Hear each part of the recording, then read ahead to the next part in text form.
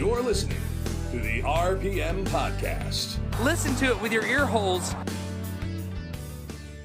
And here we are again, episode 170 of the RPM Podcast. It is Wednesday night, April 22nd at 7:15 p.m.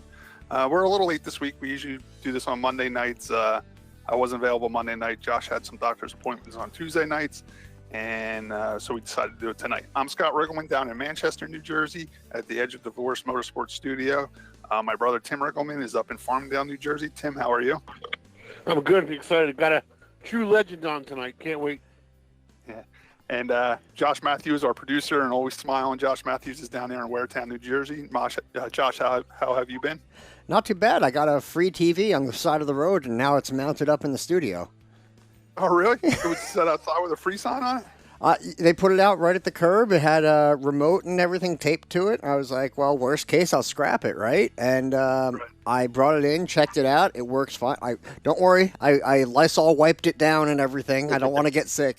But What name brand is it? It's a Panasonic. It's not that great. It's a little dim and it's a little flickery and not the highest resolution, but it was free. That's the important part.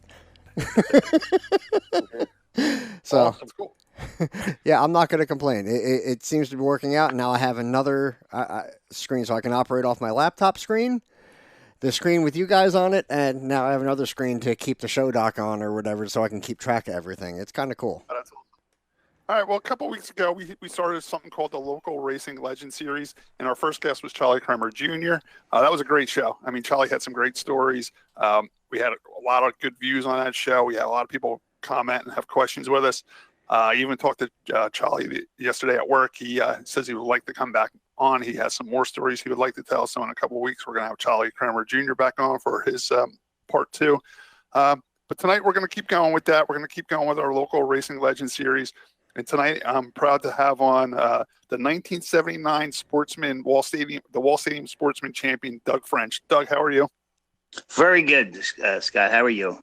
Good. I mean, I got a good business where I got this little towing business, and I tow for a lot of area race car guys, Charlie Kramer being one of them. You know, I got the luxury of having a guy like him riding my tow truck with me, and he always tells racing stories. You're another one I get to work with, too. I always tow your vehicles, and you always have some great racing stories to tell. That's why we decided to have you on tonight, and we really appreciate you coming on. We appreciate it, and I have a lot of old vehicles, and that's how I really got to know Scott very well. He's always towing me in someplace. You also have Fords, too. You have old vehicles and their Fords on top of it, so I like to know you quite a bit. Fords, Max, and Cats. That's my thing. All right, Doug, before we get to the race, and everybody knows you've been struggling a little bit with your health, can you just tell us where you're at with that right now, what you have going on? Yeah, about 2.5 years ago, I guess it was, I had some pains, and I went to the doctor, and I got a colonoscopy, and determined that I had stage 4 metastasized colon cancer, which is not too good of a thing. There's about a 3% survival rate with that. I took it by the horns. I had so many people praying for me, so many racers, people in 6 countries that I know, and I really worked hard at it. I worked hard with my hydration routine, and I worked hard at exercising, and I went from 250 down to 205, and that helped me a lot. And they gave me 6 months to live 2.5 years ago, and I'm still here. So I figured at the end of the world, it's just going to be a little bit of amoeba left over and Doug French. Wow. So they actually sat you down at a desk and said, listen, sir, you might have 6 months to live? Well, that's what they told me, yeah, in front of my mother and my wife and my sister. And I was up in Sloan Kettering, and I was really kind of taken aback by that. So I got another doctor, another opinion. So I sarcastically asked him, I said, how much time do you give me? He says, what do you mean? He said, I'm going to try to cure you. I said, I'm on your side, buddy. You're my doctor. You're my guy. Yeah. And I was, 6 months ago, I was completely cancer-free. I'm on maintenance right now. I'm back on chemo. Just I call it chemo light because it hardly bothers me. And it's I get my chemo every 2 weeks, and generally for a week and a half, I feel like I'm not even sick, and it feels great. I can't wait to get to the racetrack and get outdoors. like I said, I've been under quarantine for 2.5 years, and now I can get out, and there's no place open. The whole country's under quarantine, so you had to. Well, you know what they say, misery loves company. So. Yeah, exactly. But we're doing well, and we have a great family, a great group of friends, especially with the racers. There's so many racers that have reached out and offered their wishes, and that's what keeps you going. Having good friends and having a positive attitude. Doug, just out of curiosity, now that you're 2 years from that one doctor telling you only had 6 months to live, have you ever contacted that doctor and say, "Listen, I'm still alive"? Well, I think he's still there. Doug, you there? I just let things go. Yeah, I just let's see what happened, Robert. There it is. It says Doug's talking. Doug, we got you. Are you there now, Scott? Yeah. Scott, no? Yeah. I can hear you got me? Doug. Okay, great. Yeah, I can hear you. Yeah. So, yeah. So, yeah, no, we're on the verge of getting back to healthy and happy again. So it's a little tough. I'm an outdoor chicken, not an indoor chicken. So I'm stuck in this house. But I got real good on my guitar, and ain't nobody gonna beat me in pool. Oh, that's right. Yeah, that's another thing we talked about. I forgot you were a guitar player too. When did you start playing the guitar? I started years ago, high school days, and had a little band going, and stopped for racing. Doug, I was just wondering, now that you're 2 years out from when the first doctor told you only had 6 months to live, did you ever call that doctor back and say, "Hey, you were a little wrong on that. I'm 2 years out. And I passed your 6 month mark"? No, I'd rather just not pay him. Hey, he gave you false information. Why pay him then, right? Hey, you should try to get a nickel out of me, boy. Good luck. Doug, you were wrong. Doug, you were also telling us, why you're been under quarantine for quite some time now because of the cancer. I mean, you were under quarantine before any of us were. One of your other hobbies besides racing has always been playing the guitar. Have you been playing the guitar a lot lately? Yeah. Well, what I do is I stopped for many years, and then when we started taking my son down to Shenandoah because he wasn't old enough to race Legends at Wall. My friend Russ Cook and I used to take him down on Friday nights, and we'd race on Saturday. And Russ is a guitar player, or was a guitar player also. Russ was actually very good. And so we put the boy up in the room with his PlayStation and all his other electronics, and it seemed to me that it took him like 12 trips to get up there with all his wires and all these boxes. So he did that, and we sat out front and we played our guitars. And the next thing you know, Cletus and Tootie stopped by, and then this other guy, John, stopped by with a guitar. Another fellow stopped by with a mandolin, and then Cletus and Tootie brought the moonshine out. And then next thing you know, every Friday night, for almost 3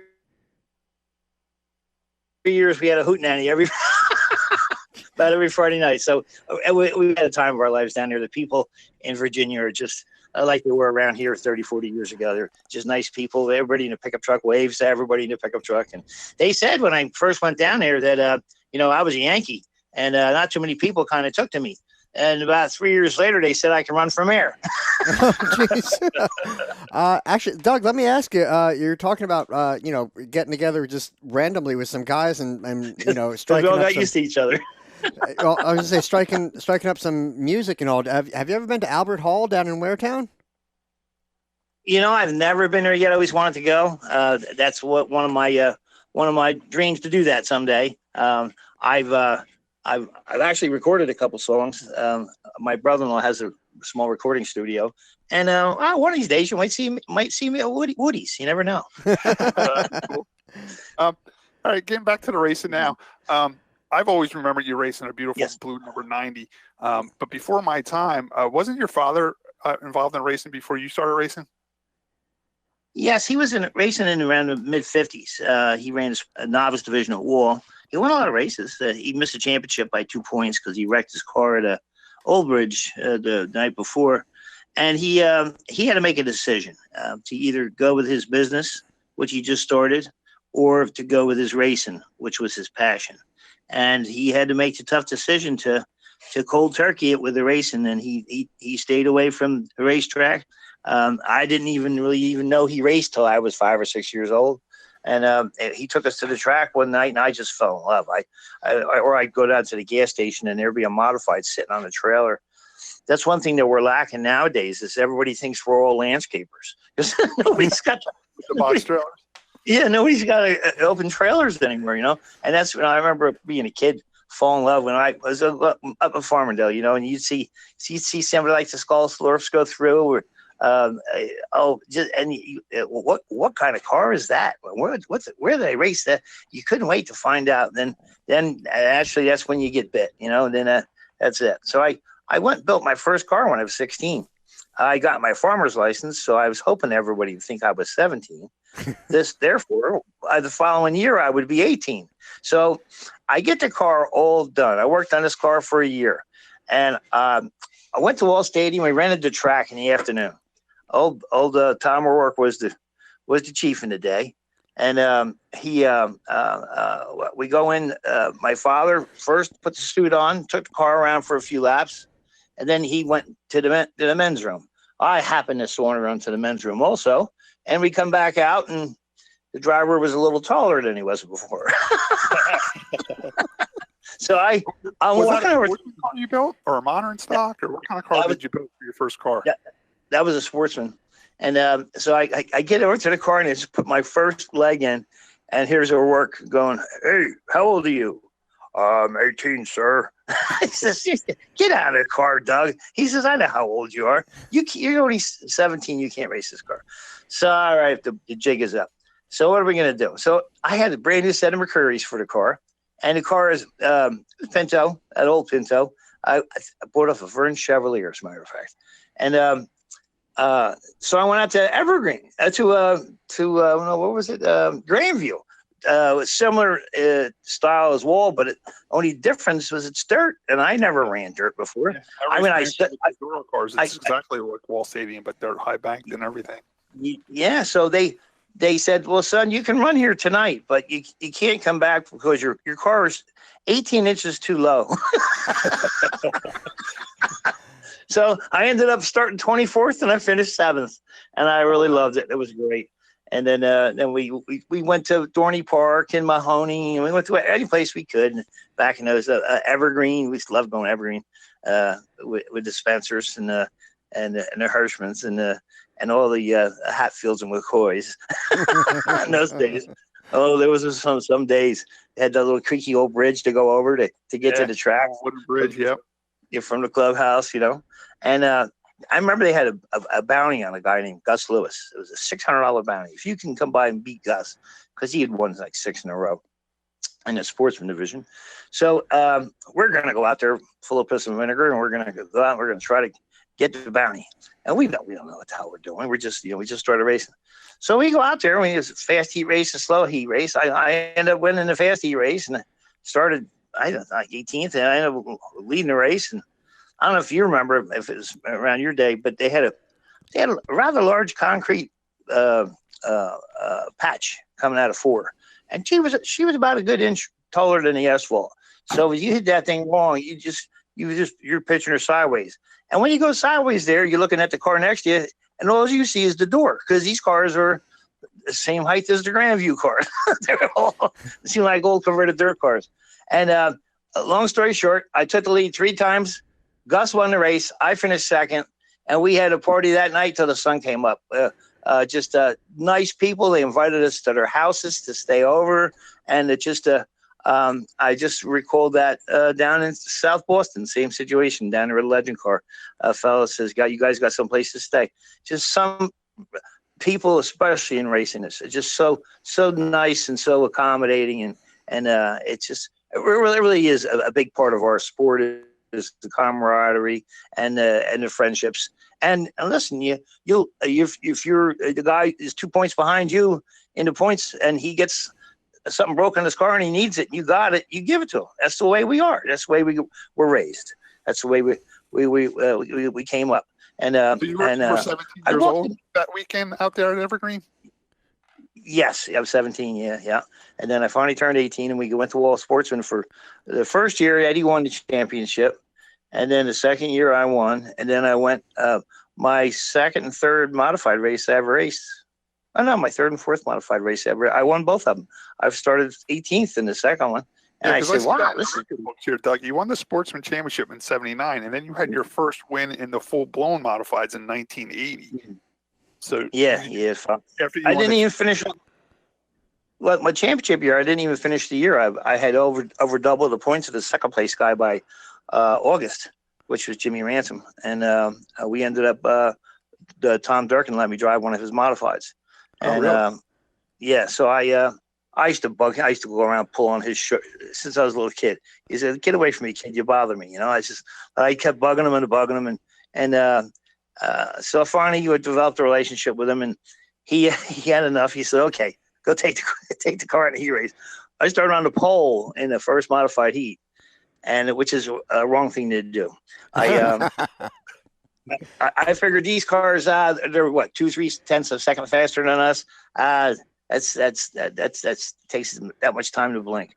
Well, I was wrong because I went down the first turn and then that car blew around just like somebody blew on it, and I broke the caliper in a few pieces. So with my tail between my legs, I come back to the pits and we loaded the car up, and I went to Hearn's house Monday night because I was building my first Pinto, so I had parts. I went to Hearn's Monday night and put that car back together, and Tom appreciated it. So he had an extra motor he let me use for, I think I used that motor for about 2 seasons. And that's what I was going to ask you. When you moved up from the Sportsman division from the modified, did you use your Sportsman car and just change the motor, or did you build a whole new car? No, we went from Sportsman to modified. We had the brand new, very first 6-inch left set Troyer car ever in the state of New Jersey. Because when I went to work for Troyer, see, I was, for some reason, I was very good in school, and I went to college when I was in high school. So, of course, that's the academic Doug French that I don't really pay much attention to. So I went to, I got a 4-year scholarship to go to college for free. So I went to Trenton State, not to prison. I went to the college. And it wasn't my thing. So it's one snowy day. I said I had a picture of Troyer's car up on my wall. I said, "Somebody, wouldn't it be nice to work for that guy?" So I called Durkin up. I say, "Hey, Tom, he's bought more cars off at that time than anybody else off of, and they were good friends." And he asked him if I can apprenticeship for him. So I had a meeting up in Rochester, took my old 67 Ford pickup truck up there with a 390 in it. Never had to check the oil. As soon as the lifter started clacking, I pull over and put 3 quarts in. You knew it was low. It was good. That's right. An audible oil gauge. So I went up there and I told him I would love to. I told him my background in metal and all, and because I got my scholarship for working with metal, welding and lathe work, milling machine. So before CNCs came out. That's how old I am. So he said, "Well, listen, I'll let you work for me, but you can't work for me for free. I'm going to let you build your own car." So I just couldn't believe it. So I actually had the cheapest Troyer car ever built because Troyer had to pay for the metal. And he was so good to me. Took me in like a son. As a matter of fact, Kenny Troyer, his son, and we roomed together. And I was up there for 2 winter times, had more experiences than I can say on the air, and just had a great old time. So I saw my first hockey game, my first white hot, and my first hooker. First time. Not that I had anything. Did you ever try snowmobiling while you were up there? Oh, no. Oh, boy. Troyer bought 3 new snowmobiles, and we go out snowmobiling. We go out with Richie. Richie was big in the snowmobiling. And we just, oh, boy, we go all night long from bar to bar. It's like the first time I worked for him. We went to Stafford, and I'm a new crew guy, so I'm a young fella, and we all had our rooms and stuff, so we all go get something to eat. I go back. I said, "Oh, boy, it's 10 o'clock. I'm a crewman. I better get to bed." I had no idea. So I go up to the rooms. We had 6 rooms, and there's not a soul in sight. So where the hell is everybody? So I'm looking around. I can't find. I finally found them all. They're all in the lounge. So we ended up shutting that place down. And well, right before it shut down, Charlie DeZombek come over to me. He says, Dougie, I'm going to create a diversion. He says they make us put our beers up on the bar at 12 o'clock exactly. The deputy sheriff walks in. So, but I'm going to create a diversion. If you can go over where that clock is and set that back 15 minutes, I'll buy another round. So I said, okay. So, I mean, I did whatever those guys wanted me to do. So I go over to where the clock is, and all of a sudden I notice it's encased in a plastic plexiglass. I come back over, Charlie. I said, it's got plexiglass. He says, no, it's on a hinge. It just lifts right up. Okay. So I go back over there. So, but Charlie creates his distraction, which I can tell you when I see you. I can't tell you on the air. So he creates. So all of a sudden, the lights come on, and the sheriff walks in. All right, everybody, drinks up on the bar. And Charlie goes over to him and says, hey, sir, he says, put the clock up there. It says, we got 15 minutes to go. And the sheriff just looked at him and he says, son, I don't go by that clock. I go by my wristwatch. That's right. That was at the Dutch Inn, and that was more fun than you should be allowed to have being at the Dutch Inn in those days. I remember the car you built up at Troyer's, that was that blue and yellow number 90 Pinto that you showed up to Wall Stadium with? Yes, the Pinto, the first Pinto. And I probably built maybe 6 or 7 cars, but that was the only Pinto. The rest of them were Cavaliers. How did you ever come up with the number 90? Well, it was my father's number back in the 50s. And then when I ran with on the modified tour for 4 years with Tomeno, because we were teammates, they made me number 98. That's how I got my 98. But I was originally 90. And my son's, he's got 98 because because he started in 1998 racing. Matter of fact, he's 27 years old. Little bastard's got almost 30 years experience. Some of these kids are tired of racing by the time they're 30 years old, where we were.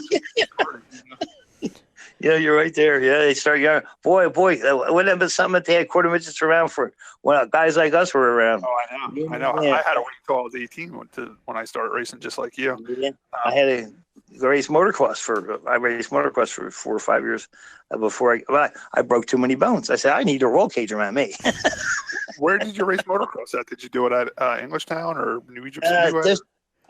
District 6, which my last year racing was Englishtown's first year being open. I ran out in Pennsylvania every week at Leck Hill, Motomecca, Pine Grove. We ran about every week. My friends Dickie Shipman and I, the fathers would take us because we were only little kids. And we stopped at the same diner every week, and the waitress always memorized our order, and just fun days, you know. Yeah. Well, back to 1979 when you won the Sportsman division.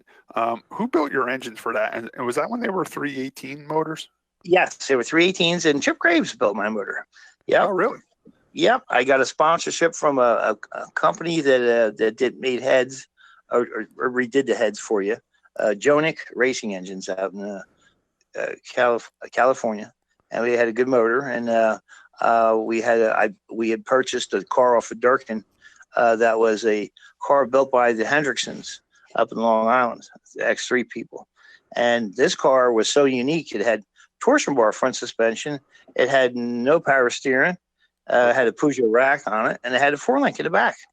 And that was very unusual in those days. We used to use leaf springs from a Ford F-150 Econoline van on the back. I remember when he was on our show, he was telling us that's exactly what they used. Yeah, we used to add one leaf to the left rear, and then we would have them re-arched to like 7 degrees. And I was always the one who had to run around in Troyer's Ranchero from here to there to wherever. Like when we had to go to Winter's Collision to get something painted, I had to have spaghetti that night because it was right next to the ragu factory, you know. Growing up as a kid, I always wondered where Troyer got all the Pinto bodies when he built the cars. Were they at a scrap yards, or was he getting them right from the factory? No, the only part really that he used was the back piece there and the roof. Everything else he pretty much made. He was some innovator. He threw a part up on the table at night. We had a Genesee beer truck flip over out in front of the shop we ended up with about 40 cases of Genesee beer. So we ended up at 8:30 each night. We crack open the Genesee and throw an A-frame up on a bench, and we'd look at it. We'd try to figure out how to make it faster, lighter, and cheaper. That was what Troyer's thing was. He was such an innovator. And then the Cavaliers came around. So he said, like, come here, take this tape measure and jump in the ranch chair. We'll go to the shopping mall. I'm like, oh, God, what am I going to do now? He said, I want you to find a Cavalier, and I want you to measure this and measure this. So all right. So I go out to the mall, and I'm out there measuring. Evidently, it was this lady's car that didn't care for me to be measuring her car. So I'm out there measuring away, and it's about 8 degrees out. And here she comes with a shopping cart, yelling, screaming, hollering at me. I just jumped in the Rancho and took off. She probably still has no idea why I was measuring her car. When you moved up to the modified division, I remember you did run the Pinto there for the first couple of years, and you came out with a Cavalier. Were you still building engines with Chip Graves at that time, or did you move over to a different engine builder when you went to the full block? Once we went to the modifieds, actually the small block era just had kind of started, and Gil had a problem with his original motor, so he needed my motor back. So I ended up hooking up with Bud Friend, who built Tom Durkin's motors for Gil, all the big block stuff. Matter of fact, he built a motor that Buzzy Ruderman won the Syracuse race with way back. And who was that? Bud Friend is his name. Yeah, from Pennsylvania. Yep. He's retired now, but he did all of our small blocks. He did our cut motor, and he did our ARCA stuff, and he did we had a friend that had a sportsman car that we drove down south and had Charlotte for him. And I had a lot of fun. We ended up traveling all over. I think that's what I was about to get to. I mean, your record shows you only have 3 modified wins at Wall, but your career is actually more than Wall Stadium. You didn't stick around long. You kind of did what Jamie did. You ran there for a few years. You built your talents up, and then you went out on the road. You said you enjoyed going to Mahoney Valley and Evergreen and all that stuff. I mean, I remember as a kid, you always wanted to race the champions and race at Pocono. Did you ever race the 2.5 mile there with the modified? No, I missed that year. That was the final year of it. I was still 17, and no, I was still sportsman. I remember going up there with Jamie, and I just couldn't believe the speeds. And that ended up the very first time I ever drove a super speedway was I went to the ARCA race. There was about maybe 40 of us, and Bob Loga just says, "Okay, boys, track's open for practice." I didn't even know how to get on the track, how to get off the track. I didn't even know it was. I just followed somebody for a while, but then all of a sudden it clicked. That was my favorite. I've raced at 47 racetracks in my career, and I've been to 57. And my favorite track was Pocono. That first turn of Pocono, I just took to that. And racers have certain tracks with certain areas and certain grooves, like Watkins Glen, for instance, over there at the bus stop there. If you hit that just right, it was great. New Smyrna, if you knew about that last 2 feet coming out of turn 4, you were here with that night. These things you learn, because nobody teaches you these things. You got to learn them on your own. Any good racer ain't going to tell you nothing. You won a modified race down at New Smyrna, didn't you? Yeah, I got 5 poles in the wind down there. Yeah. And it was a lot of fun. I remember when I first started kind of being like teammates with Gil a little bit. I remember I didn't know anything about race cars, about chassis or anything, and we just drove whatever the hell the car was like. So I went over to Gil one time and I say, "Gil, my car just don't seem to want to rotate in 3 and 4. What do you think I could do?" He says, "Well, son," he says, "pick a corner in the car, find your wedge bolt, and crank it 2 turns. Go on out the racetrack. If the car's better, turn it more. If it's not as good, turn it the other way." That's good advice, actually. It's a place to start. That's as simple as you can start. Is right there. Yeah. I went down to New Smyrna with Troyer and Billy Taylor and all, and Billy would stand in the first turn, and Troyer would go race. He had the brand new the 6-inch offset car with a big block. We had 3 motors with us, ready for bear.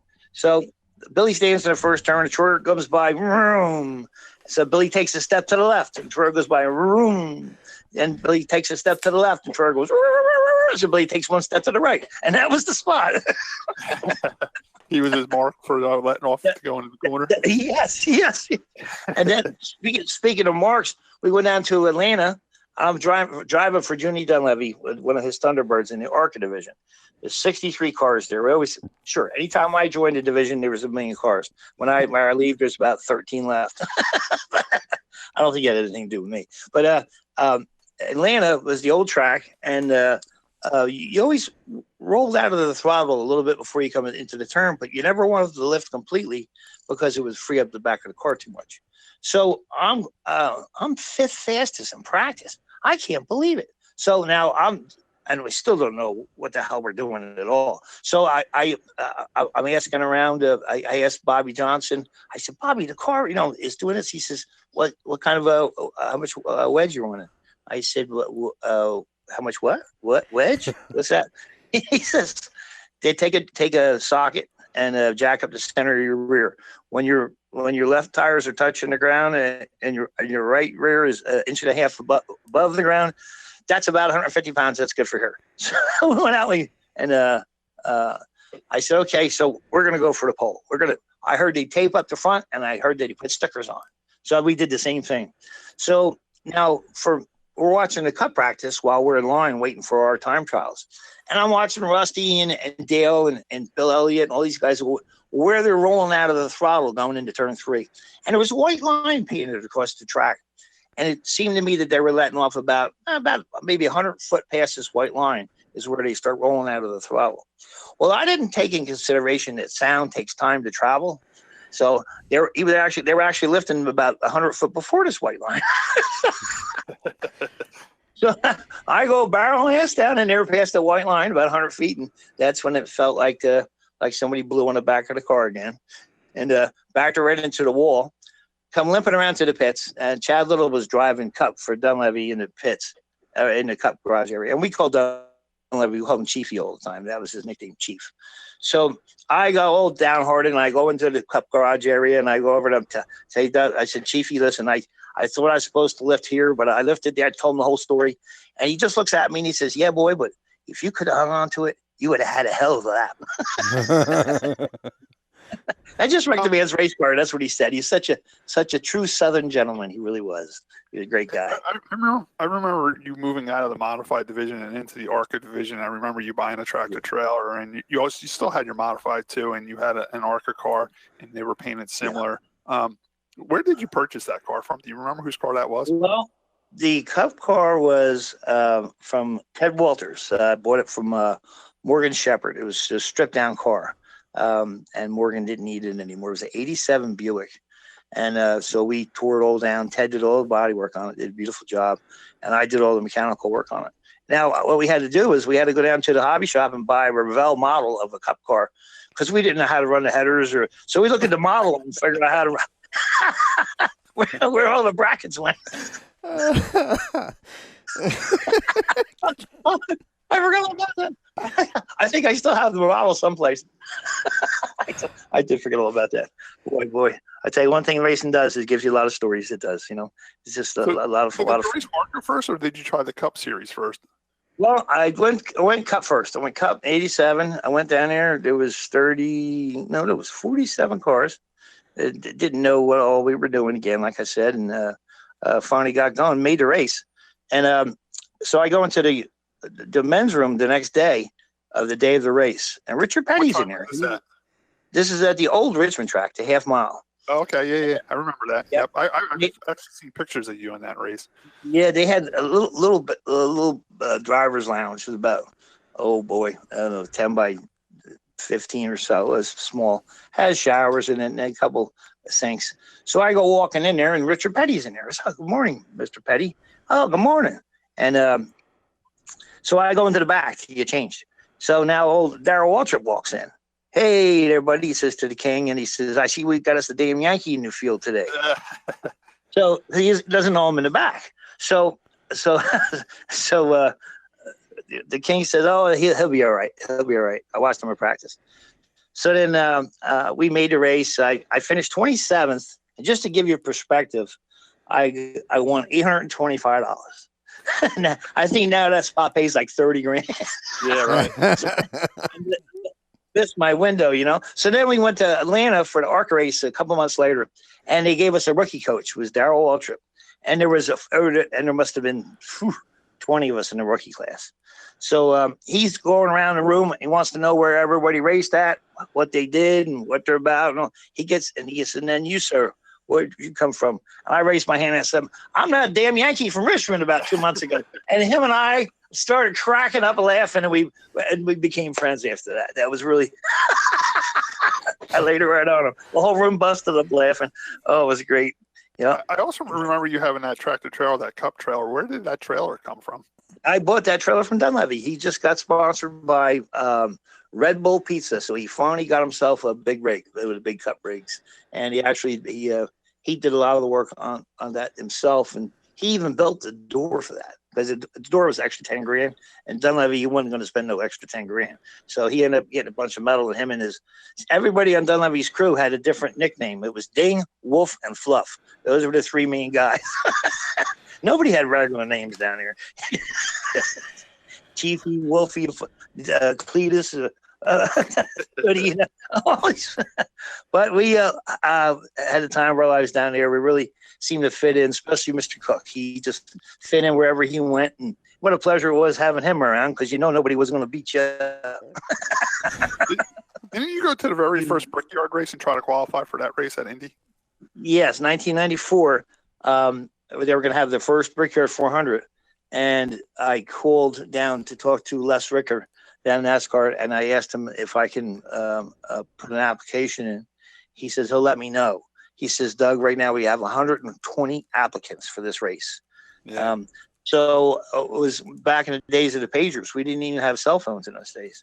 So I get a page from a 704 number. I know that's Daytona. So or whatever it was. The 704 was Charlotte in those days. But so I recognized Eric. So I answered the phone, and it was Les. And he says, Doug, he says, Les Richter, he says, I wanted to let you know about the 400. He says, out of the 120 guys we got going, we're only going to let 85 go. And the rest of them won't be able to make it this time.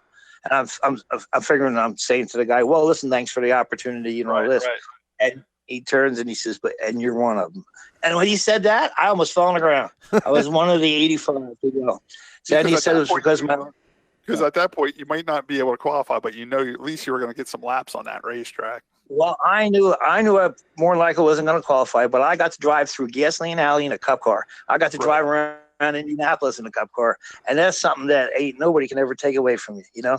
It's just a memory. It's a Daytona, Talladega, these big track, Dover, North Wilkesboro, just so many tracks, ones I can hardly remember. And it's just it was quite a. I was always what you call a very good B driver. I wasn't a Richie Evans, or I wasn't a Teddy Christopher, but I could hold my own with a lot of other guys. Whenever we didn't have to pit, I could finish in the top 5 on the tour. But I had to bring 10 guys with me. It was only me and Little Joe. And Little Joe had to go down to Dunkin' Donuts and get homeless people to help us change tires, because we had nobody. I come into pit second, come out 27th. When you went to Indy with the Cup car, what did you do for an engine for that race? That was one of my old. It was actually an old modified motor that we converted over, but we had to change the heads because we went from, I remember, the 23s to the 21, but to the 18-degree heads, because I remember we were going to leave at 6 in the morning, and about 3 in the morning I determined that the heads were the wrong angle for the headers, so I had to cut all the cut the headers in half and weld them up in the middle of the night. After I think my sister got married that day, and it was quite the day. Yeah, it was. But I got going. 7 o'clock in the morning, I got going. Then I get all the way down to Richmond, or shooting down to. Oh, you still there? We're doing so good too. Atlanta, and we blew a motor up. We had another motor up. Hey, is he still there? Yeah, we got you, Doug. You guys there? What happened? Whatever. No. Oh, there it goes. Okay. Yeah. So they, I had to find a place to change the motor. And so I looked up in phone book, I found a Clanton Speed Shop, and that's Shane Clanton's dad. Come to find out today, and his dad, he had an old shop in the back, no electricity, sand floor, no heat, no windows, and he let us change our motor there in the rain all night long, and we got her done, and we ended up finishing 11th that weekend. That was a great weekend. It was, wow. And we've had our ups and downs, and if you don't know about the downs in racing, the ups don't do you no good, because I think that racing is like, for instance, like Wall. You give percentages sometimes. Like Wall, you figure you're going to get wrecked 25 to 30% of the time at Wall. That's just what's going to happen. If you can't accept that, don't go. Go someplace else. Odds ain't that much better in place else anyhow. But the thing is, with Wall, it is an unusual type of track. It's a paperclip, high banked track that is very unusual. Matter of fact, Richie Evans has only won one race there, 1971. He won the 100 lapper that they had there, and never won another race. What's that? That was with the All-Star League when Richie Evans won that race. Yeah, I think it was. I remember that because Danny McLaughlin's a good friend of mine, and his dad was in that All-Star deal. I remember seeing his helmet at Danny's house. It was the coolest looking helmet. Richie Evans had a turkey derby all but one year, and he got a flat tire with about 5 laps to go, and that was the race that John Blewett Jr. ended up winning.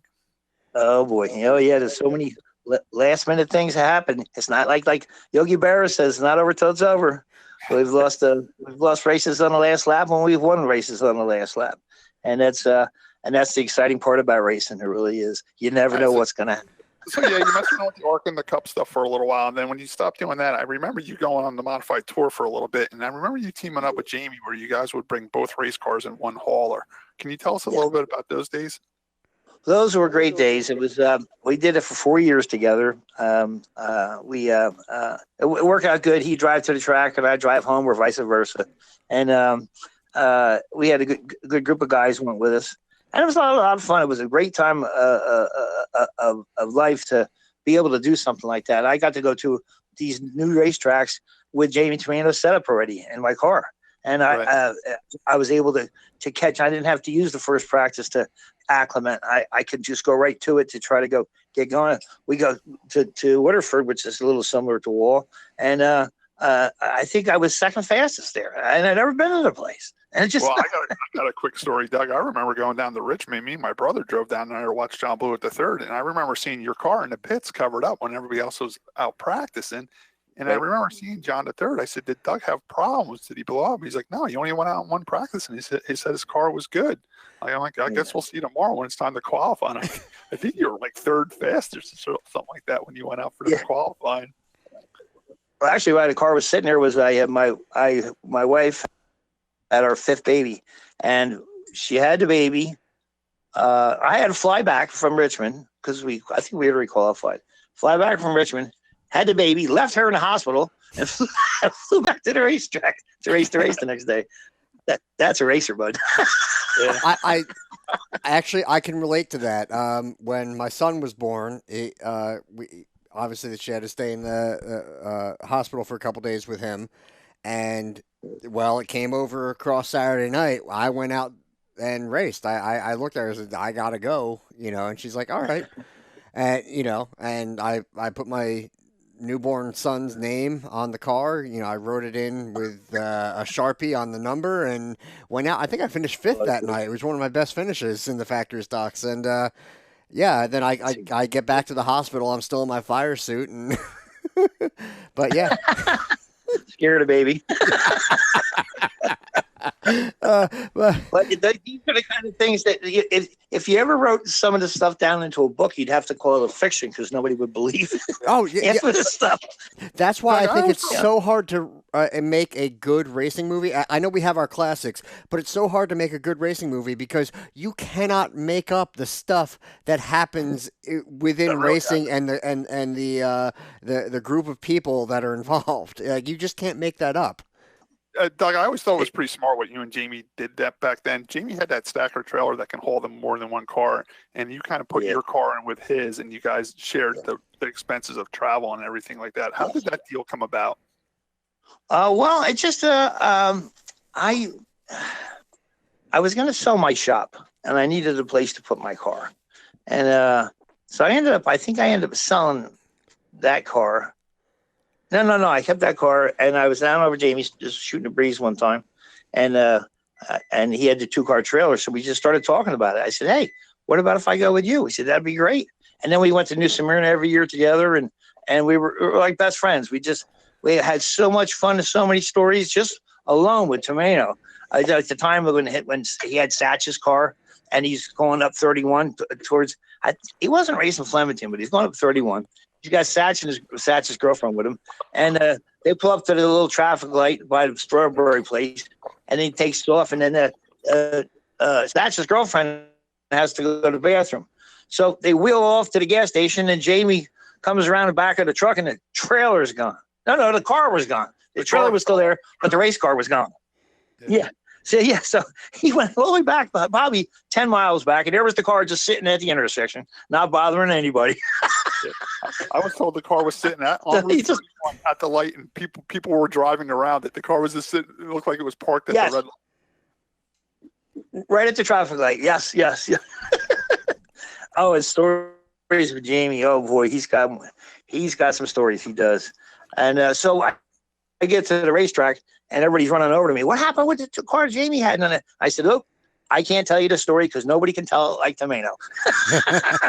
Because that guy he can tell you a story. He's good. He is really good. It's like old Dunleavy. He was like I said, a slow talking Southern gentleman. So we go out to dinner, and he'd say, we was talking about a story, and he was partners with this judge fella, and they had a dyno together. I used to go down and dyno my motors at his shop in Richmond. So we went out to dinner, and he says, one time the judge's son, he come with us. The A-frames on these cars are at such a steep angle. And Dunleavy says, well, here's the man who built the car. Let's go ask him. So he calls Banjo over, and he says, Mr. Banjo, this young gentleman here would like to know why the A-frames on this car are at such a steep angle. And Banjo just looked at the boy, spit to the side, and said, years of experience. And he walked away. Never gave him an explanation, Yeah, a lot of fun. All right, Doug, we're having a little bit of technical difficulty, so we want to move on to. We talked about your career now, and then you ended up finishing your career, racing with Jamie on the modified tour. After that, then you got your son Robert racing. Now, when did Robert start racing? He's been racing now since he was 6, which is he was born in '92. So I mean, even though he's only 27, 28 years old, he's got 23 years experience. I think a lot of these kids that come out of these quarter midgets, they already have a feel for racing. They already have a feel. They know what the flags are. They know what procedures are. They know what you should do, shouldn't do. But there was a big gap between our day and their day.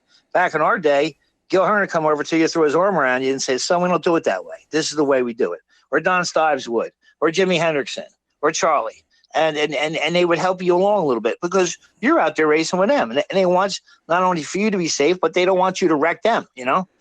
So that's what the guys used to do. And now these young kids, they seem to be with it pretty good. There's a lot of young talent out there that's got a lot more experience than we did when we were 18, Scott, So you started him out at quarter midgets right at Wall Stadium? Yes, sir. Yeah. We started there when he was 6. And we when did he retire from the quarter midgets and move to the legend cars? No, I think he was 14. Yeah, 14. We ran 3 classes at the Legends, and we ended up getting at the quarter midgets. We got pretty good with those, and then we went to the Legends in a completely different car. Now I come from modifieds, 2 quarter midgets, 2 Legends, now back to modifieds. I don't even know if I don't know how to work on my own pickup truck anymore. You said you ran 3 divisions in the quarter midgets, and I always thought that was like kind of overloading it. But then someone explained to me, said you're better off running more than one division when you're in the quarter midgets because you're stuck there all day anyway. You got to sit there all day anyway and wait to race. So if you're there with more divisions, you get to race more and in the same amount of time. I didn't want to sit there for 10 hours. I only raced for 10 minutes, and it was always a new challenge. We started out with senior Honda, then we went to light 160. Then we got to light mods, and we won a lot of light mod. There's nothing like coming away from the racetrack and winning all 3 A mains. And we did that a few times, and boy, oh boy, that's just such a thrill. I remember we had the Spooktacular a couple years ago, and one of the best guys in legend cars in the country is a fellow named Mike Alcaro. Mike's got to be one of the top 5 in the country. And Mike and Robert always put good races on together. And Robert had passed him on the last lap to win the spectacular 40-lapper. And to me, that was the biggest when you could have a thrill like that with your kid. Boy, there's nothing like it. Nothing like it. You know, Yeah, I and remember that. I'm fortunate enough to have my dad's interested, still around, viable. So it's the 3 generations that get to go to racing, and that means the most to me. What a lucky guy I am to be able to do this. You know, Now, I don't look Robert, you said Robert started the Legend Cars at 14, so he was too young to race at Wall Stadium. I remember you guys traveling down to, I think it was Shenandoah Valley Speedway. You guys race at a lot down south.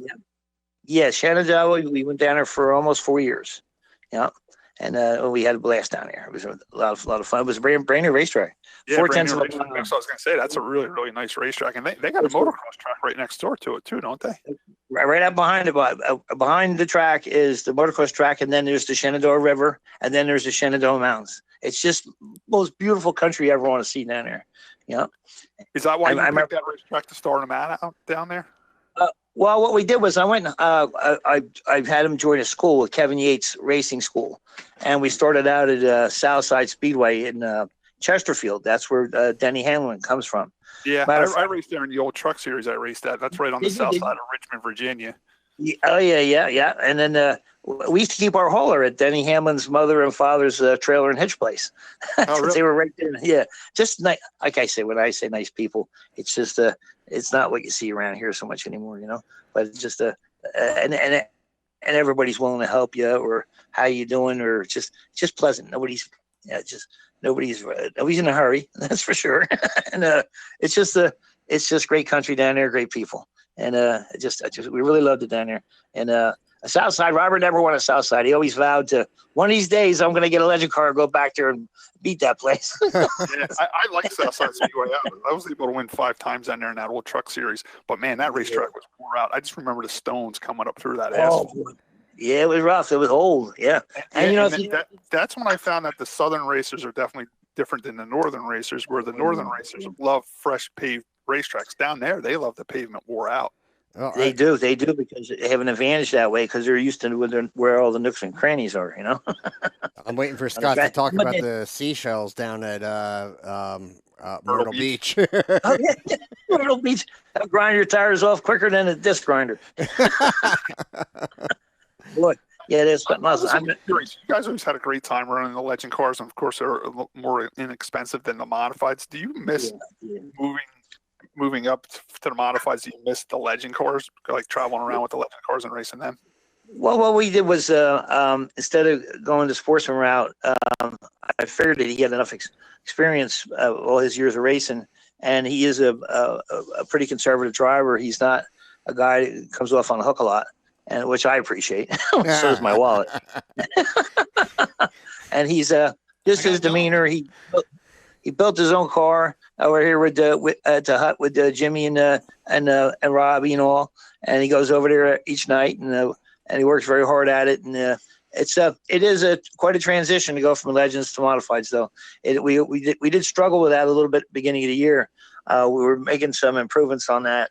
I think he needs seat time. That's what it is. There's no substitute for seat time, really. No, not at all. Now that you're feeling a little bit better with your health, do you think you might do a little traveling with him? Maybe take him out to Evergreen and stuff like that when the race is going?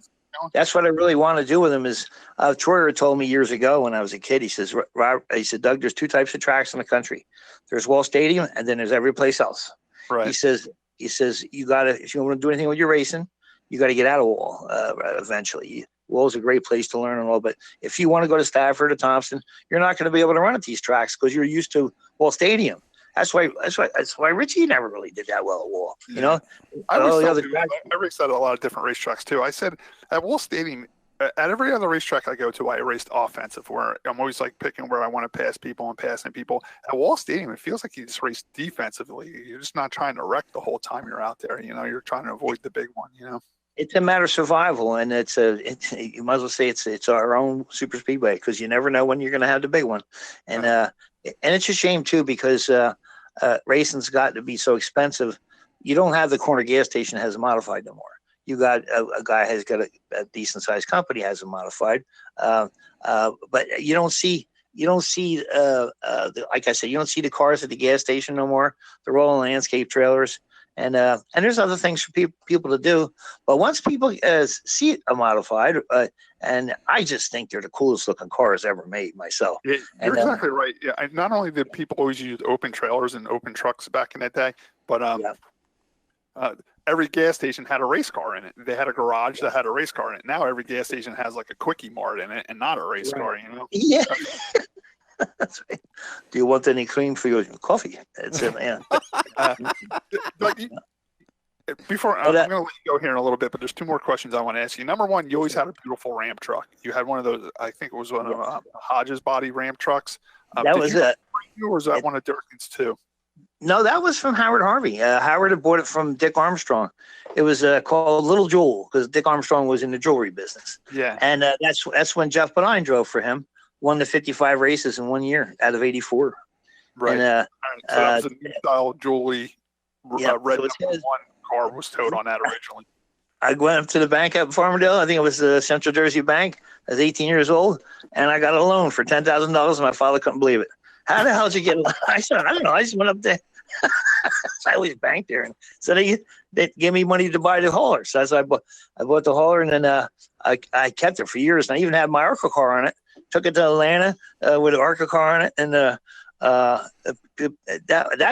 drew a lot of eyeballs riding down the road. That was a nice looking rig, Yeah, that was a nice one. Yeah, I only had a little 350 in it, but boy, that son of a bitch do 72.5 miles an hour uphill, downhill, didn't make no difference. She just ran, and I ended up selling it to another fella. And Howard Harvey actually found the hauler at New Egypt Speedway about 2 years ago. And he called me up and said, Dougie, I found the old hauler. I purchased it. I had it brought down to the Carolinas here. I'm going to rebuild it from the chassis up. So he was looking for pictures. So I went around and tried to find any pictures I could find. And he ended up tearing that thing all the way down to the bare chassis. And it was in the process of rebuilding it. He had since moved to Texas. I don't know what happened to it, but it's still around someplace. But that was a nice hauler. And those were sisters. The one Durkin had and the one that Armstrong had. Yeah. And they were really weren't those bodies, the ramp bodies themselves, weren't they made by Hodges? Weren't they a company out of like Kentucky or something like that? There was no names on the body at all. Any place I couldn't find. I didn't even know who made the body. I thought they were just maybe both rigs were custom made by. I didn't know. I didn't know that much about it. We were just starting to race, and we had our hands full trying to figure out how to go around to the left. So yeah.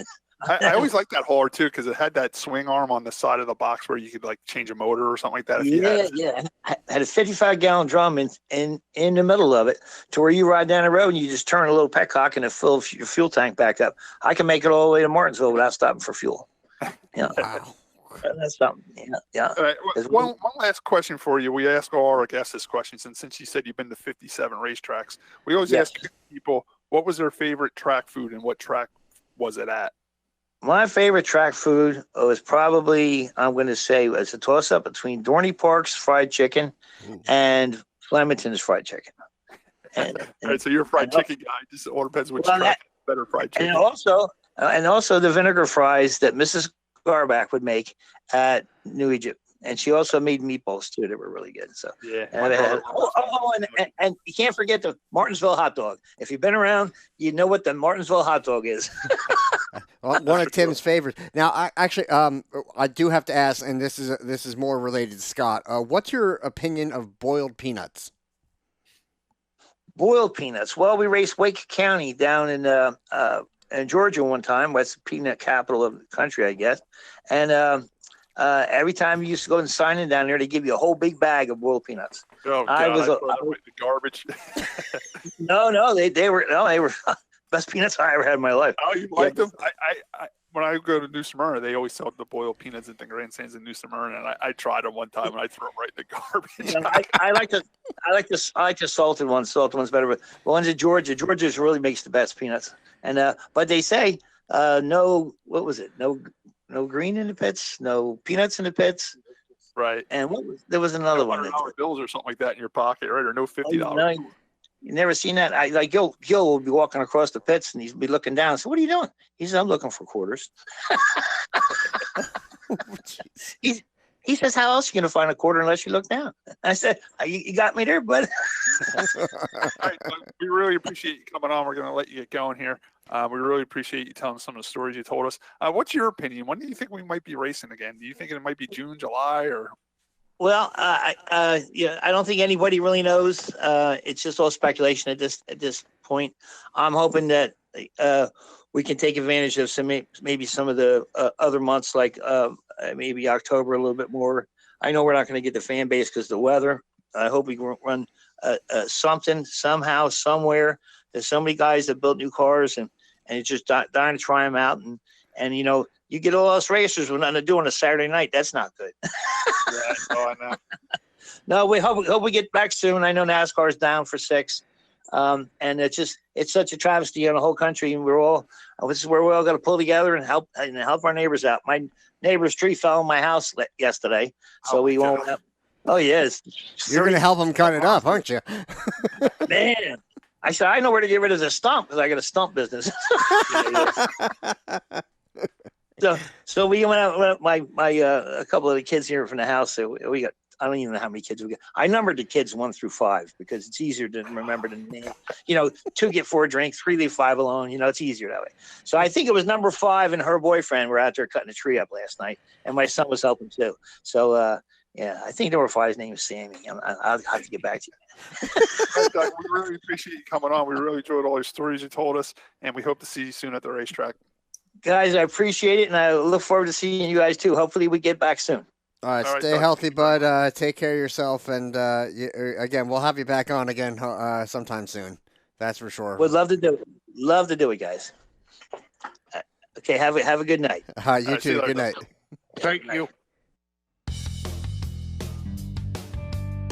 Hey everyone, this is Eric Brennan from the RPM Podcast. When it comes to finding a company that fulfills all of your towing and vehicle transportation needs, look no further than Riggleman Towing. Riggleman Towing provides 24-hour services for both local and long-distance towing.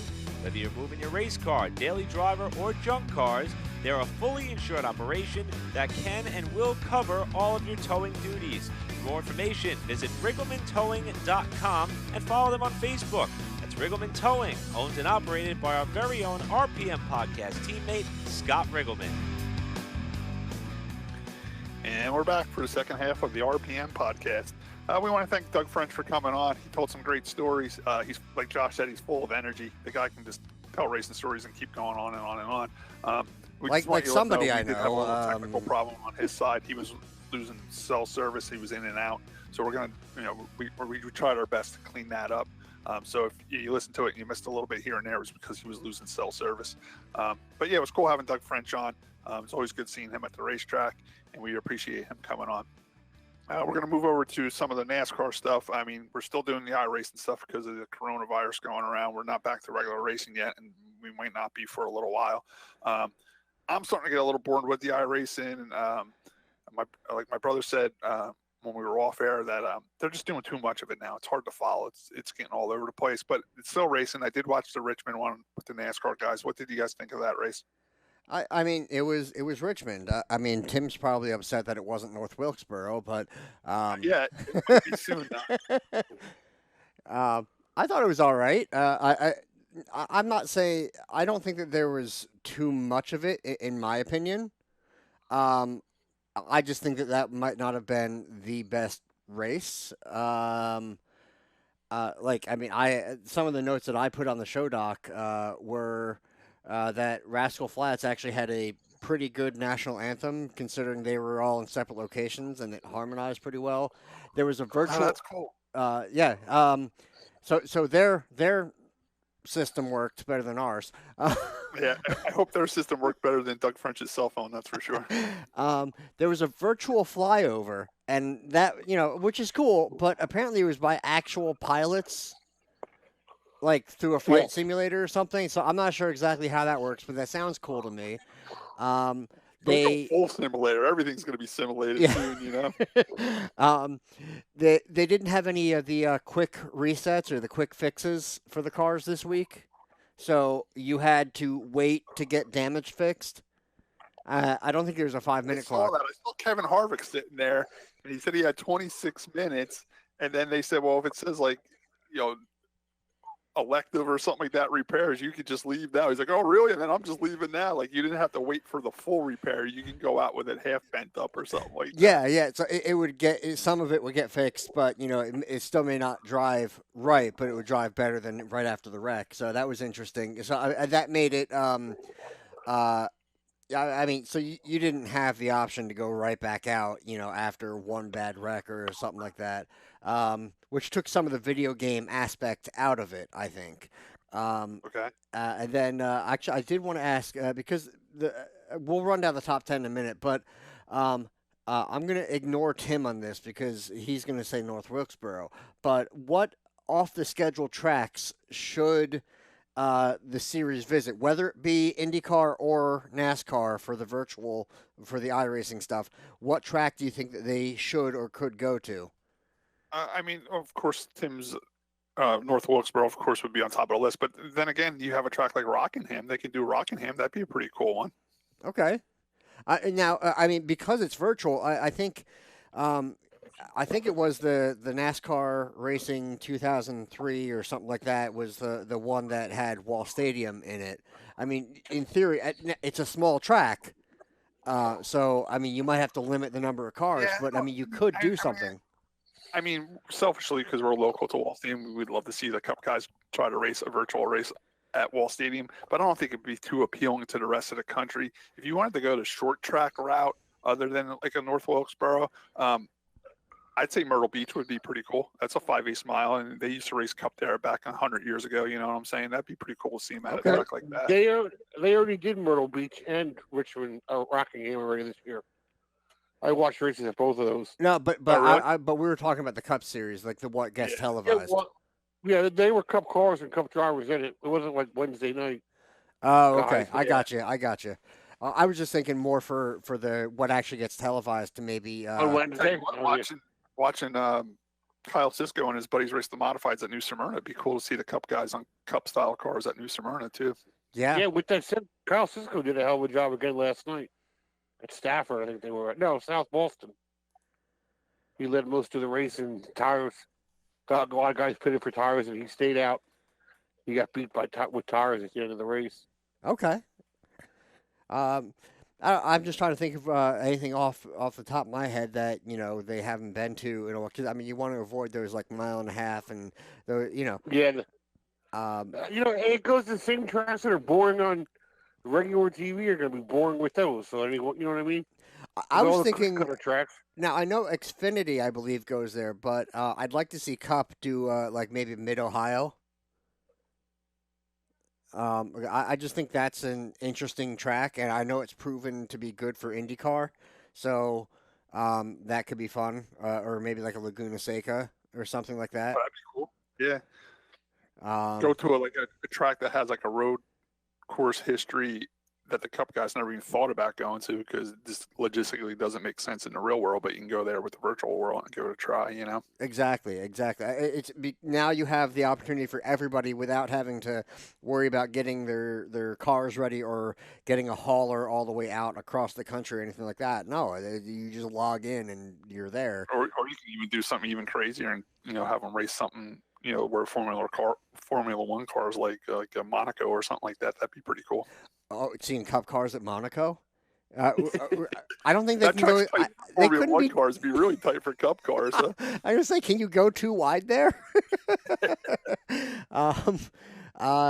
It's funny you mentioned that though, because Lando Norris from Formula 1 was offered a ride and accepted for IndyCar in the next virtual race, which I think is kind of cool to see another F1 guy other than Alonso stepping down to, just have fun and try it out. And you're right, Josh. I'm not a big fan of this iRacing stuff, but it is pretty cool because we are seeing a lot of crossover. Like we've seen Dale Jr. go run an IndyCar race. Now we're seeing this F1 guy coming over to run an IndyCar race. Maybe we'll get a couple of IndyCar guys to come over and do a Cup race.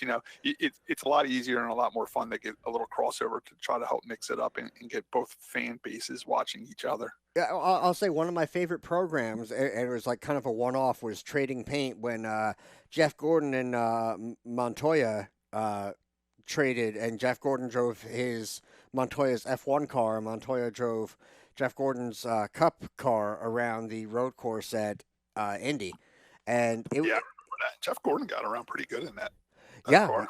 yeah, I remember. Now that was when they had the automatic upshift, but you had to manually downshift with the paddle shifter. That was it was a weird setup. Formula One is weird in a lot of ways, but it was still cool to see all the the differences, and I think that would be a good thing. And Scott, you were talking about iRacing's not. No, it's not the same. It is definitely not the same, and it shouldn't be the same. But I think it still can be entertaining. And now there is some worry about oversaturating the market with it. But so far, I've only seen the Cup Series on the NASCAR end and IndyCar doing it, and I can watch 2 races in a weekend, and I think that's okay. Yeah, that's fine. There is oversaturation, but like you said, you can control that yourself by not watching the other stuff and just pinpointing 2 that you want to watch and watch those 2. One of the other stats that kind of bother me with this iRacing, the top 4 last week and in the eNASCAR race never won a Cup race, so that's kind of weird. Yeah. Well, it was William Byron, Tim Hill was up there, Landon Castle. And there was one other guy up there that's never even won a Cup. What's that? Kligerman.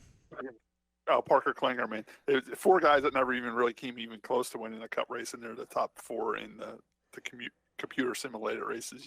But I mean, and we heard even Doug French talking about it with seat time. Nothing can compare to seat time. Well, seat time in iRacing it shows to apparently be worth something. Right. No, without a doubt. Yeah, knowing how that system works and how it's going to respond, because it's not perfect. But I mean, I definitely thought Ryan Preece had his best shot of winning a race in that Richmond iRacing. He had a very good start to that, but then it fell apart.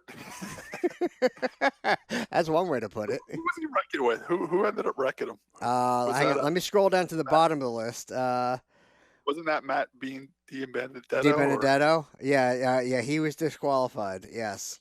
Yeah, they ended up getting in a little pissing contest and wrecking each other. That's kind of funny. Yeah, he waited for him and then took him out. Which, I mean, it was exciting to see that. And then actually it was funny because Clint Boyer was taken out on like lap 1, and he was talking to Jeff Gordon about when Gordon took him out at Phoenix. However many years ago, out of being ticked off at him. So I mean, they brought that up and they laughed about it, which so it made for some decent TV. It wasn't the best race, but I mean, I'd rather them keep doing this than not do it and then have nothing to watch. Yeah, no, I agree. And because IndyCar, there was an article that came out the other day or earlier today about like, again, being oversaturated, or is this too much, or people are getting bored with it.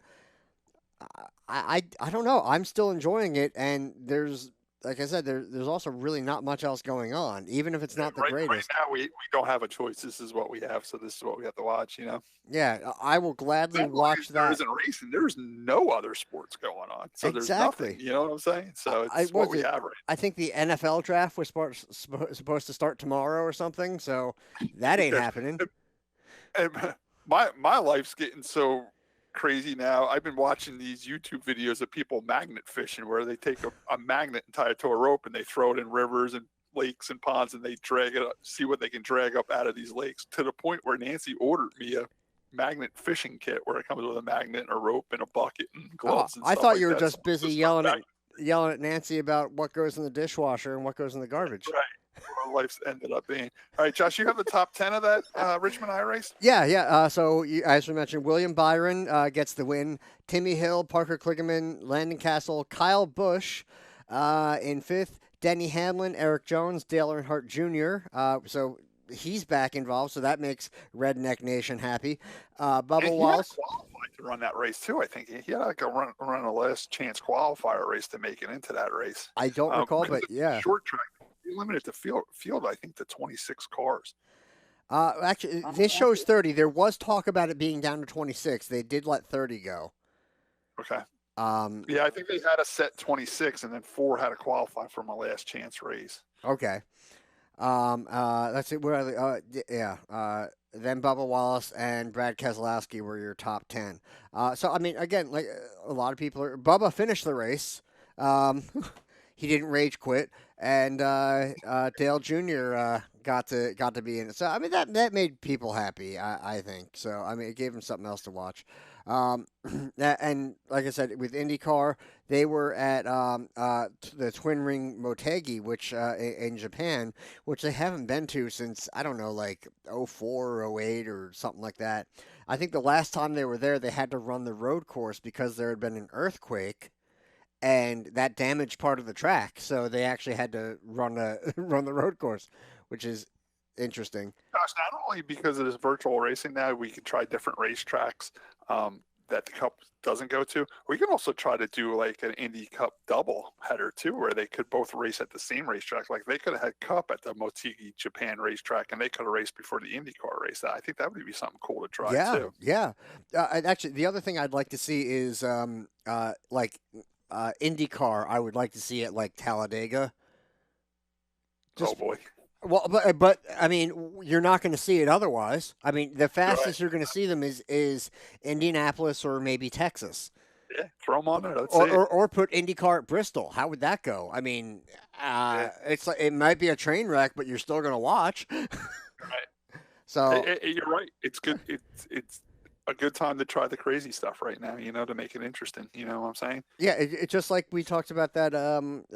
We'd always bring up the All-Star race generator where it come up with those ridiculous scenarios. Right. This is the perfect time for that kind of stuff. So now with IndyCar at Motegi, Simon Pagenaud gets the win. Now that came down to actually a pretty interesting finish. I will say Kyle Busch was in the race. He finished I want to say 13th. 13th it was. Kyle Busch finished. And I think he's been struggling actually a bit with the sim racing. So I think he'll race. But he's working hard at it. They said he's like addicted to it now, where he's practicing. He's trying to make himself a better sim racer. And I think by the time this is all over and before we go regular racing, he's going to be a force to reckon with, because when he pinpoints something and focuses on it, he usually comes out on top. So I think by the end of this, he'll have a win in this computer racing. Oh, I believe so too. I think his personality is that he's going to he can't not be good at something, and that can have positive and negative things about it. But he's probably ticked off that he's not doing as well, so he's going to do as much iRacing as possible until he gets good at it and can actually start winning and all that. So, and then again, he's just like us. He might as well. He's got nothing else to do. He's got the rig right in his house. He might as well race as much as he can. He's not doing nothing else anyway. I wouldn't blame him a bit. So anyway, with IndyCar, Simon Pagenaud gets the win, followed by Scott Dixon, who was fairly close behind. Will Power, Marcus Ericsson, Robert Wickens in 5th, so that was a good finish for him. Jack Harvey, Sage Karam, Zach Veach, Santino Ferrucci, and Graham Rahal was in 10th. So that hang on, I'm working on it, Scott. Let's see. I'm looking for anybody. Where's Andretti? Come on, Marco Andretti was 25th, Scott. Oh Jesus, that sounds like dead last in my book, Josh. Well, I'm gonna say this though. The good thing about iRacing, especially for IndyCar, is now you have, instead of 20 cars starting the race, you have 33. There are more there were more cars in the Indy race than there were in the NASCAR race. That's probably a first time ever. Yeah. So I just think that's worth mentioning. Let's see. Do I have anything else? I did want to see Natalie Decker's doing some truck iRacing, but I think she's just using her smile and pretty looks to. I don't know. I'm not even gonna go there. Attention on her a little bit. Yeah. Actually, I will say with the IndyCar race, the final 15 laps were pretty good. And the announcers made a couple jokes about what a great crowd they had. Because obviously the grandstands look full, and because it was in Japan, they said they were all there for Takuma. So, let's see. But that's, I mean, even like jokes like that are starting to get old. Like it was funny and cool at first, but now it's like it's the same joke week in and week out. You know what I'm saying? It's just, yeah. I will say Will Power actually was missing. losing his shine right now, but it's all we got, so we got to keep doing it. Yeah. Will Power was missing half of his front wing, and he still kept going. Which I mean, and that does affect the the drivability of the vehicle, even though it's a computer. Moving on from that, Bob Lazier. You said that was the father of Buddy Lazier. I'm pretty sure that's Buddy Lazier's father. Yes. Okay. He passed away. He was Indy Rookie of the Year, I think it said, at one point. Yeah, I think he was like 88 years old or something like that. Okay. Yeah, I wasn't as familiar with him, but again, he's yeah, I'm sorry, he was the Kart Rookie of the Year. He died at 81. 81. Yep. That's pretty good.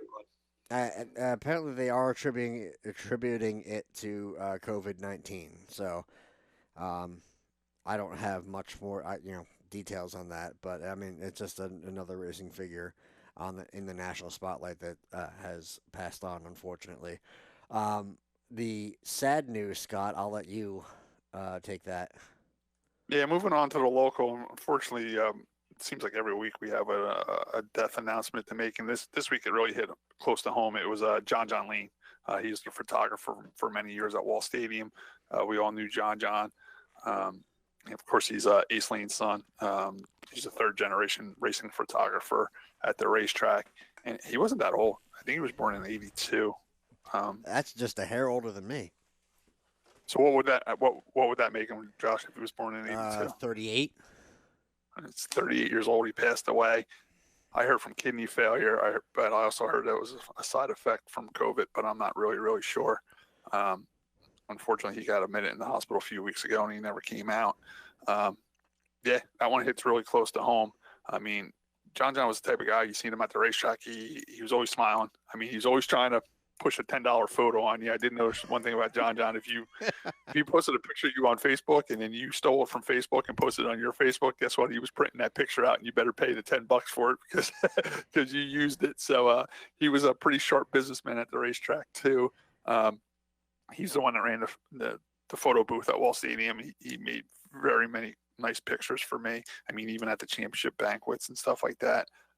He was always with the camera. He even took a nice picture of me, Nancy, and my mom at one of the banquets. It was more than racing with him. He became a friend. He became, he always asked about your family and how everybody was doing. Mm-hmm. He knew my nieces through the Sunday series. I'm sure Tim dealt with them over there. There's even a nice picture of Tim and his daughter. I think it was at one of the Trenton indoor races sitting in the grandstands together. Like, he took more pictures than just the race cars on the track. He got the whole thing in, He captured the family side of racing too. He really did. He liked the family side of racing. He would take pictures of the people working in the concession stands and selling the programs and stuff like that. It was really cool watching, looking at his pictures. He always tried different angles. He would try to climb up on like your tire rack on your trailer and take a picture pointing down. Like, he's always trying different stuff, Yeah. Tim, do you have anything that stands out? Yeah, like Scott said, we stuck on it. Or he said I dealt with him a lot at the Sunday series, and he did exactly what Scott said. I posted some pictures of Bailey and Alexis, and the next week he came over with a stack of pictures and said, "You use these on Facebook." Here they are. And I paid him for them, and every week I told him to take as many pictures as he can. And whenever he came over with pictures, I just bought them, and I'm glad that I did. They're going to be my family memories. He captured them for me, and I'm grateful for that. I'm going to miss him. The girls were very upset. They love John. He came over every Sunday and talked to them, and would talk to them on Saturday, take our pictures on Saturday in the grandstands and everything. So he's going to be missed. He's part of our racing family. Like Scott said, he's a third generation, just like me and Scott are. Yeah, and me and Tim really grew up with him because Ace was always the photographer when my dad was racing, and even when I was racing, and John and his brother Tommy were always running around the racetrack, so we knew them all our life, Yeah. I will say the one, and I've seen this I saw this years ago. That a parent should never have to bury their child, and I really, really feel for Ace. Having to go through this, especially after everything that Ace has been through himself. Yeah. But John, I mean, like he would message me is like when we were at Pocono, and say, "Hey, I'm over by down by turn one or whatever. Where you at? Wanted to meet up and hang out for a few. Always big with the fist bumps. Another thing He was definitely one of those persons that would never walk past you without acknowledging you somehow. Like you said, say hi, a wink of an eye, a fist pump, just take your picture and laugh and keep walking. You know what I'm saying? Like he always made sure he knew that you knew you guys were next to each other and you acknowledged that you were there. Even though you're both busy, he was busy with his photography. I was busy with my race cars. He would always make sure that we said hi somehow, some way. A lot of times it might have been me sitting in the car waiting to go out on the racetrack, and he would just walk by and snap a picture and give me a thumbs up and laugh and keep walking. You know what I'm saying? Like he always said hi to every single person in those pits in the course of a Saturday night. Yeah, he did. He messaged me a number of times, and when we used to do the go-karting down at Millville. He's a big go-kart racer. Yeah. His family's known for go-kart racing. Ace Lane did a lot of go-kart racing in his youth, and he was the one that ran the go-karts at Flemington Speedway. And both Tommy and John were big into go-kart racing. Well, that's what I'm going to get into that in just a second. But when we did the go-karts postseason for the factory stocks down at Millville, he was like, "Oh, we got to go do those go-karts. Let me know. Invite me." And it kind of. I haven't gotten into it the past couple of years, unfortunately. Just things have been busy, schedules have been tough, and all that. And he always wanted to go, and I feel so bad that I wasn't able to put one together and get him out there because I know he wanted to. And we got an email from Tom Irvin saying, knowing full well that we're going to be doing a bit of a segment about John tonight, but I want to say I want you to know that he wasn't just a photographer and a welder, which he did have several welding jobs over the years as well. He actually worked right in Arnold Steel here, right in Howell Township. He was a welder right at Arnold Steel. So yeah, they said he was a phenomenal welder. Which is funny because looking at him, that would not be my first guess as to. I was very surprised because one time I seen him in Lakewood at like a McDonald's or a Kentucky Fried Chicken or something. I said, "What are you doing down this way?" He's like, "I work at Arnold Steel." And Arnold Steel is a big company. I mean, you could be a forklift driver, a truck driver, you can cut the steel. There's a lot of different jobs over there. I'm like, "Oh, really? What do you do over there? Are you in sales?" He's like, "No, I'm a welder." And it struck me as like, because I never looked at him as a welding type because he always had a camera on him. I look at him more like a computer guy. Like he'd be good at doing inventory in a warehouse on a computer or sales on a computer. And he's like, "No, I'm a welder." And he showed me some pictures of what he welded, and it was really, really incredible what he did. Yeah, which is almost strange that he hasn't worked on more of the cars in a way with that experience. But so again, he was also a former racer, as Scott, you alluded to before with the go-karts. He started with go-karts for the 2001 season. Al Puntaseca. How do you say that, Scott? Do you know? Oh, I did. I was trying to shift the blame there. He loaned John the 51 modified microstock, which now runs in the Wall Sunday Series.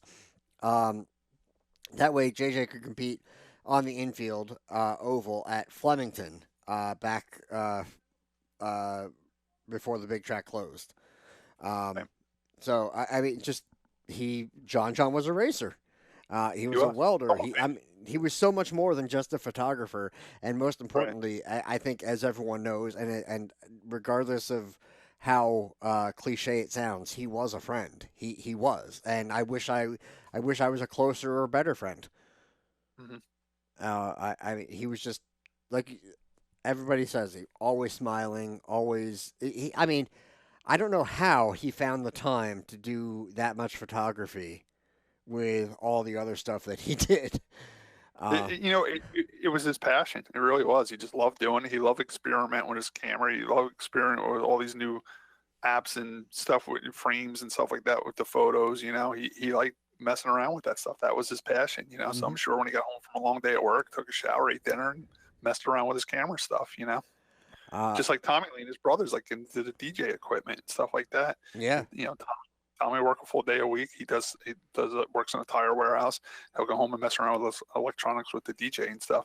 And bringing Tommy up to it just a little while ago, East Lane posted that Tommy's going to be taking over all of John Lane's photography stuff at the racetrack. So that'll be pretty good that we'll still have them around as a photographer, and Tommy's going to do it. Good. I actually want to go back through and purchase a few more photos now in retrospect. I mean, hindsight's always 20/20, they say. But there was a photo that, and we talk about John being so busy. There was a photo he told me, he's like, hey, I got this photo of you and your dad. We were actually fueling up the car, one race day, and he just happened to get a great father-son moment, and it was really cool. And right. He told me about it, so I brought the cash, and then every time he's like, "Oh, I don't have. I'll get it to you," and it was just so busy that the timing was always. Eventually, it worked out, but I mean, it was back and forth, and but he never forgot, and like you said, he always made sure that he said hi and talked, and but we joked about it. It was fun, but he was always at the banquets. He was always at the track. I mean, he and it wasn't. He loved racing all the way around. I mean, like I said, going to Pocono and doing photography there as well. He was always at all the indoor races. Like, he's always at motorsports. If there was a motorsports event and he was there taking pictures, and he would travel back, he'd run up to Pocono on a Friday, take all pictures up there, then run back to Wall Stadium on Saturday, take pictures there, and then run back up to Pocono and take pictures up there on Sunday. It's a big loss in the motorsports industry, losing J.J. Lane at a very young age, too. It's a shame that he didn't get to live longer, It's a huge loss. I mean, especially for Wall and all the people that, he was friends with. And I don't know. I mean, I've been at a loss for words over the whole thing. I mean, I've lost friends before. And what makes it sad, too, for the Lanes, they really take pride in that they've been in the photographers in the motorsports industry since it started, what I'm saying, with the grandfather, then Ace, and then John could have bought it, another 30, 40 years because he was only 30 some years old. You know what I'm saying? Yeah. Now they kind of that. So now kind of puts the load on Tommy a little bit to keep it going. I know that's real big for Ace. He wants his family to keep taking pictures at motorsports forever, So now it's kind of on Tommy's lap to do that, to carry the torch, and which Tommy's very capable to do it. He was always taking pictures. It just when John started doing it more, Tommy went and did something else. Now he's gonna have to come back and take pictures, Well, I think I can speak for everybody saying that. I mean, it was a very, very shocking loss. It was. I mean, I thought I saw something vague about him possibly being, in the hospital or being kind of ill, and then next thing you know, it was this. And I mean, there are no words for it. It's tragic and terrible, and like you said, Scott, very close to home, and this is going to be a tough one for everybody for a while. I don't know. This year is just not getting any better, it seems. I know. Every week we're announcing a death on this show, and it's getting crazy. Just want everything to clear up, and let's go get back racing. You know what I'm saying? It's all we can hope for. Yeah. All right, guys. So that's rest in peace, John. You will definitely be missed at the racetrack. I want to do a what have we learned, Josh? Yeah. I actually have one this week. What I've learned that me and Doug French have totally different tastes when it comes to peanuts. He likes the boiled peanuts. I hate the boiled peanuts. So we're at different ends of the spectrum when it comes to boiled peanuts. He said they're good in Georgia though, so now I might have to stop in Georgia and try them. But I'm pretty sure they're the same everywhere. You boil them, no matter what state you're in. You boil them, they're horrible. I think they're still going to probably taste like salted dirt. It was cool. It was cool that he went all the way back to Dorney Park for his favorite food, and Dorney Park closed in like '85. You know what I'm saying? He still remembers the fried chicken, so that was pretty cool. Yeah. No, his memory was pretty darn good, and he was a lot of fun. Awesome.